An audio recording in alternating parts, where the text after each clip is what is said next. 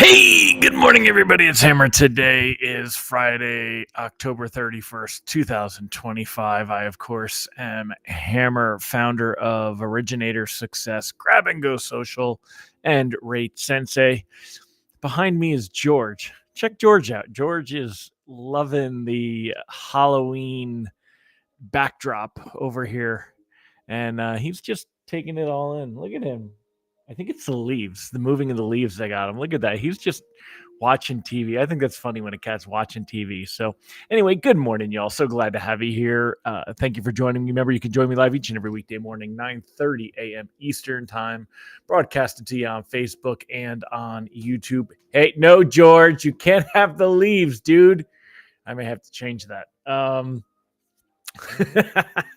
Anyway, good morning, and thank you for joining me. If you're here live, say good morning to me and Mr. George there, who's smacking my TV.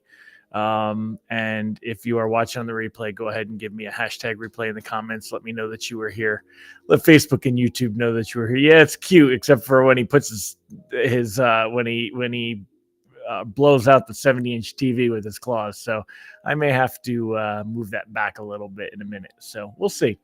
Anyway, if you're here this morning, say good morning. Remember, you can join me live each and every weekday morning. If you want a reminder, go ahead and sign up at hmmr.io/reminder or use this cool QR code over here. Mr. George, you can't have the leaves, Mr. George. I'm sorry, buddy. You can't have the leaves. I know you want to play with the leaves. Go play. So anyway, y'all get to see I'm wearing my pajama pants this morning. I didn't feel like getting all dressed up yet. Came up and worked early. So anyway, good morning, y'all. And let's say hi to all the live folks here this morning. We'll keep going. It's Friday. Got some good news, some bad news. We'll go over some of that stuff. If you're here this morning, say good morning. Let's see. Mr. Randy Tico, good morning, sir. Ron Siegel. Today we celebrate National Breadstick Day. Nonsense, sir. Today we celebrate Halloween.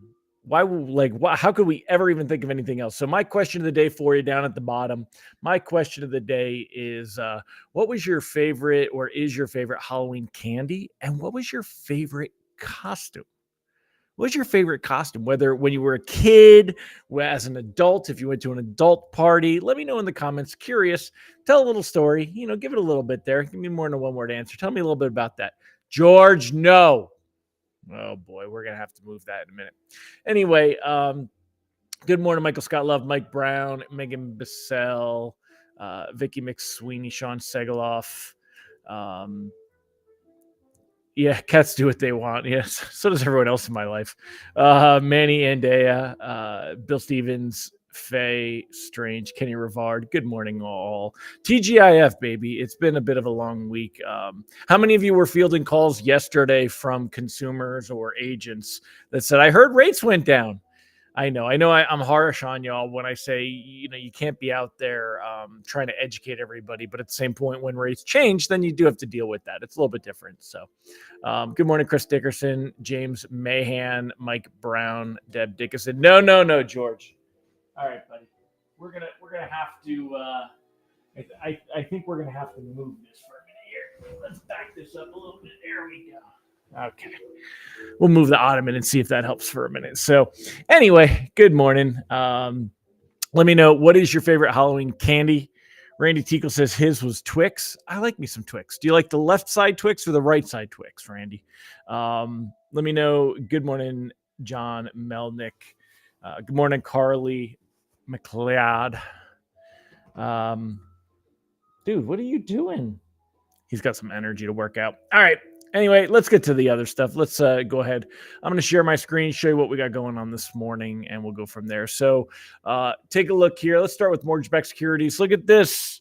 We are having a happy morning, but I don't trust it. Anyone else feel a little...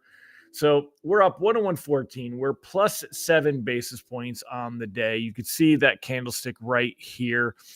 That's pushing mortgage-backed securities back above the blue line, which is the 25-day moving average. The 10-year Treasury yield, 4.08. That's worth watching as well. You see right here, the 10-year remember that we want the yield. This is a yield for the 10-year. So we want the yield to go down. Down is good. That's what we want. We want to see it to go down. And we want to see it stay below this red line that you're seeing right there. That red line is the 50-day moving average. So when we take a look here, that is some good technical mumbo jumbo, giving us a signal that we could see things actually improve. Now, if we go back to the last Fed meeting, remember that was on September 17th.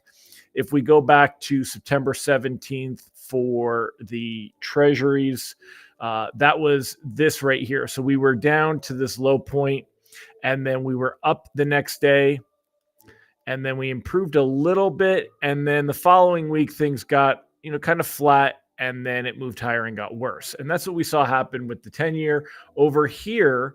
This was the last Fed meeting for mortgage bonds, right, on September 17th. And we saw kind of like what we're seeing now, where it was recovering a little bit and flattening out. And then the following week,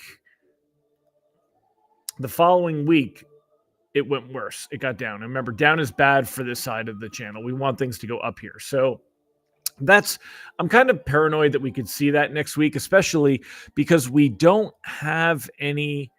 Oops. Let's get rid of all that stuff. There you go. Okay. Especially because we don't have any economic data happening next week. The government shutdown, not likely to end over the weekend. We're still not seeing any real headlines. We're just going into the first of the month now where people are not going to be receiving SNAP benefits. And although there are plenty of people that misappropriate those funds and use those funds for, snacks and sodas, and you say, well, somebody's not going to, really starve if they don't get their chips and their Mountain Dew. But there's a lot of people that do depend on that, and families that depend on that. So hopefully the government and the different components and the different people get their stuff together and get it resolved soon. I won't go too far because I don't want to get into Democrats versus Republicans. But at the end of the day, they all need to kind of get something done. And there's a lot of people that aren't getting paid, and it's not just air traffic controllers and, TSA agents. Those are the ones that always get listed in the articles, but there's a lot of people that have government jobs that are considered essential and are still working, and they're not getting paid, and it's just not right. So anyway, we'll see where all this goes as we head into next week.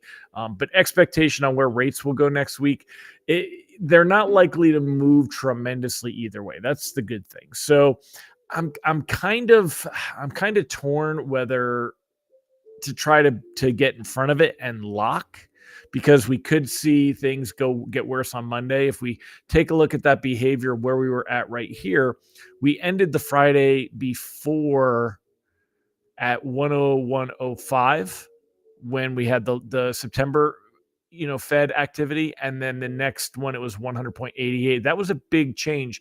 And if you look, that's between the 19th to the 22nd.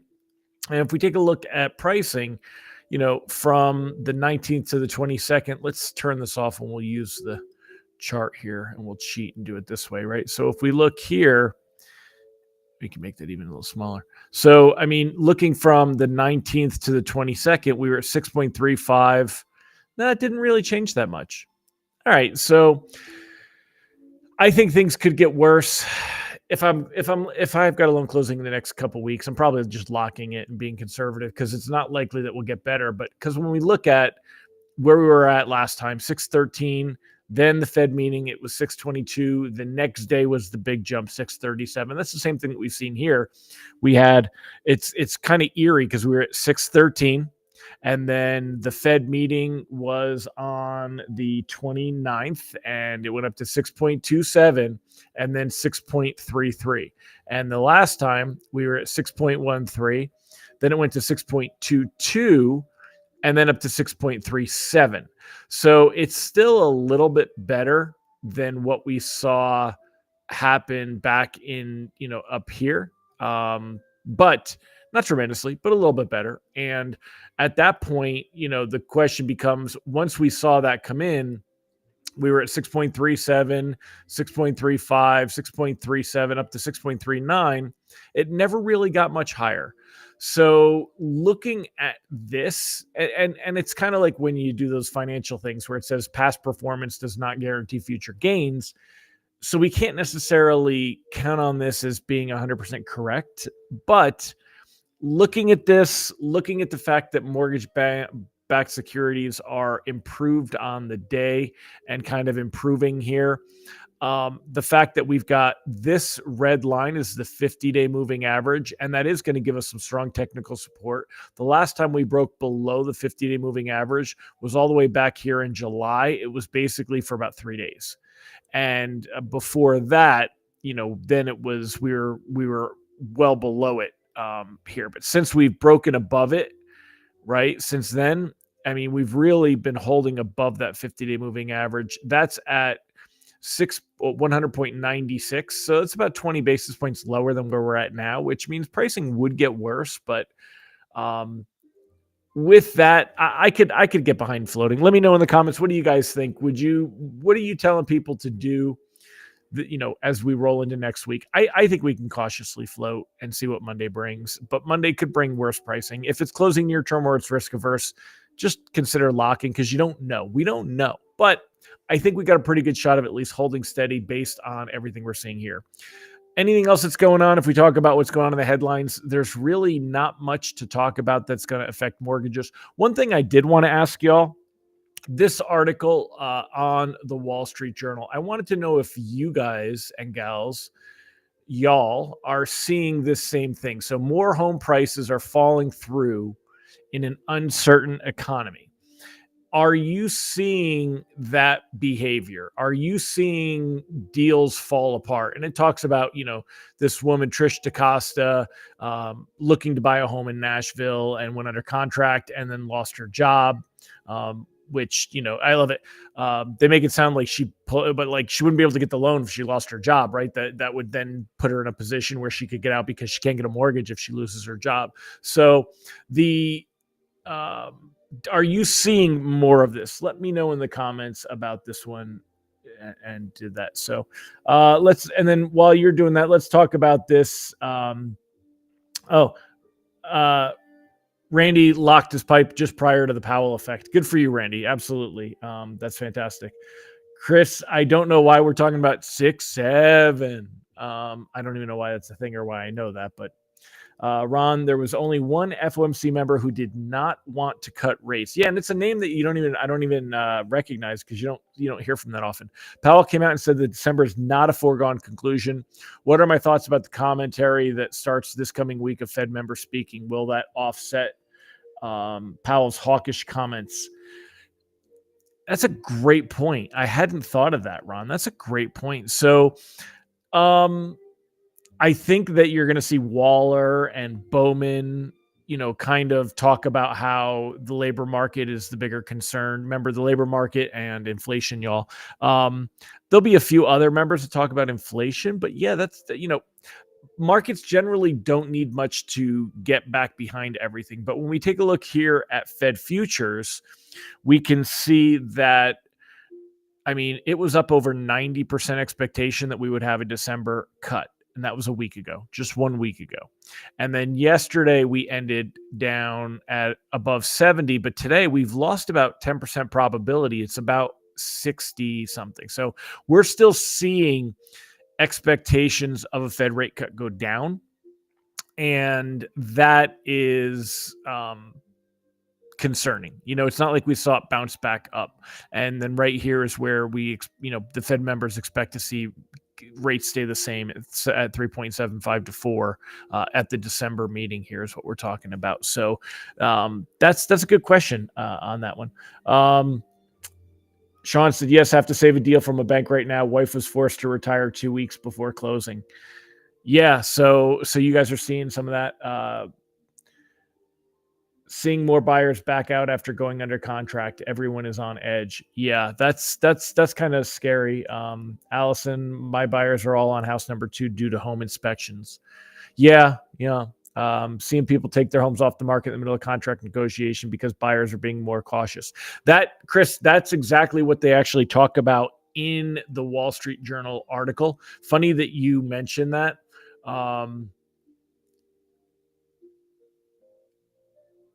I'm looking for that line where it actually talks about that. Meanwhile, In many cases, buyers simply have more leverage than they had in years thanks to the growing inventory of homes that are staying on the market longer. Meanwhile, many sellers with low mortgage rates feel little pressure to sell. One reason home prices are so high. Sellers who didn't get the price they want can simply take their home off the market.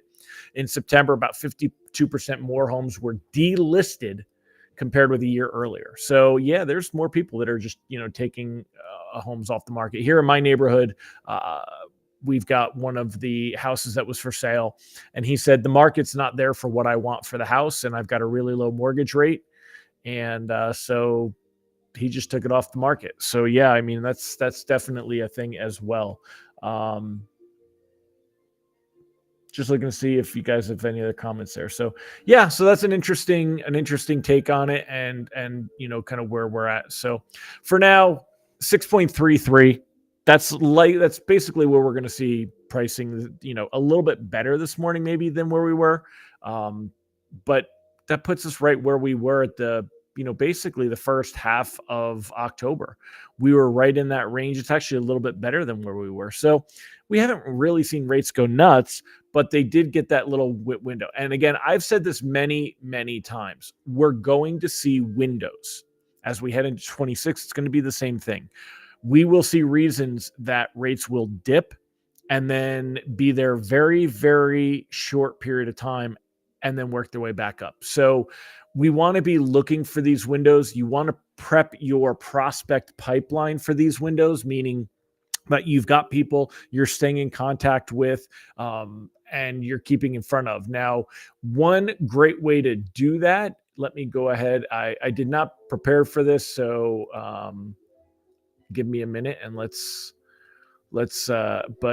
see. Let me look for forecast.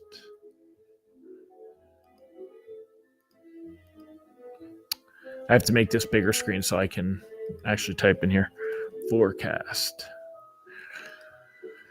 So here was our weekly rate forecast. This is an example of that. So if you've got people that you're talking about refinancing that you're working with, definitely check us out at originatorssuccess.com and schedule a demo, because we help you build your online brand. We help you to generate reviews.